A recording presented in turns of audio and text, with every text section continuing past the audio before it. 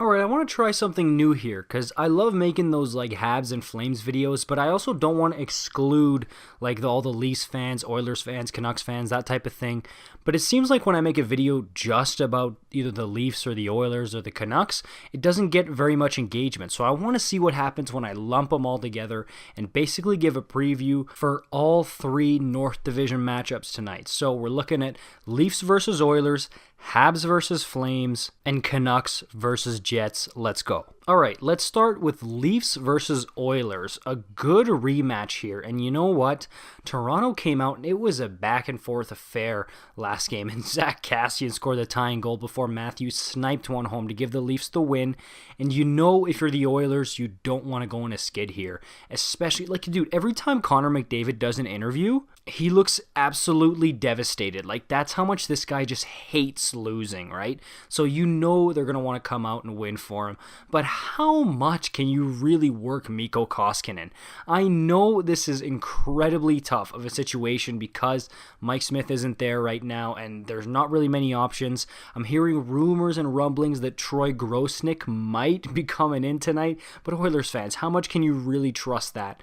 And but you need to give Koskinen some rest. You can't play him every single game of the year. And if you're the Oilers, you need guys like Kyle Turris, James Neal, again, Kassian some more, Puljujarvi, the Nuge, right? These are guys that have got to step up. And I'm not saying they haven't. Some of them have, okay?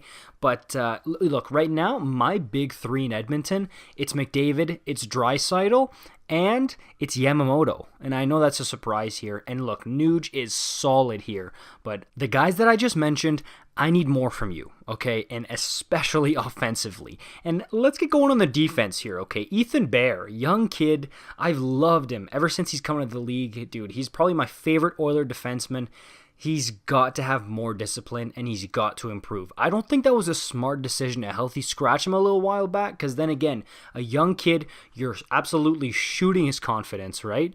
But he's got to improve. He's got to find somewhere to draw confidence from and keep going on. Darnell Nurse has been playing pretty solid. Him, again, I would love it if he could step it up some more. Tyson Barrie as well. On the Leafs side, exploit the matchups. Okay, you've got Matthews, Marner on the same line. You've also got Tavares, Nylander. I know the other teams, they've got some damn great stars too, but you can really exploit matchups if you're the Leafs, okay? I mean, I don't think Edmonton wants Matthews and Marner going out against Jujhar Khaira or Joakim Nygard. You know what I mean? So these are the types of matchups that you can really exploit if you're the Leafs, and that's what I would look to do. And speaking of exploiting matchups, let's move on to the Flames versus the Habs. Oh my god, Jeff Ward, I swear, if you put Milan Lucic out against another top-skilled line again, I'm gonna lose it, I swear. And that is where the problem's been lying for the Flames. Like, look, they came out in the first period yesterday, they were good, and then they just fell flat on their face. And it seemed like every time Montreal would score, it would deflate the Flames' balloon by the hundreds. It was crazy, man. Like, Montreal scores one goal, and the entire Flames team all of a sudden acting like they've gone to a funeral. And if you saw my rant video from the last game, you know how I feel about that game. Just park it if you're the Flames, okay? Park it, move on, get some better matchups, Wardo, okay? I'm tired of seeing this exploitation. Try and be smarter and on the ball about it, because you cannot have Nordstrom, Ryan, and Lucic going out against like Suzuki, Anderson, right? You can't have that. And you got to have some bite here. Sean Monahan said it best. He said, we came out emotionless. We need to play for each other. That's what you got to do. Have a bit of anger. And I know everybody's talking, Tkachuk is the only one who gives this team a spark. Okay, here's my qualm with that. Against Toronto, the flipping the puck thing. Oh, big whoop. Tkachuk does that after the game. What are you talking about spark? I guess you could say for the next game, but get out of here. It's after the game. The game's over. And then against Chiarot last game. Dude, that's like with what, 5 minutes left? And your team is down 4-0? Yeah, oh great, a spark. No, we need this whole team to get going. Spark it from the beginning. If things start to go south, spark it right away. First period, drop the gloves, something to get the team going. And on the Habs side of things, don't be thinking you're hot shit.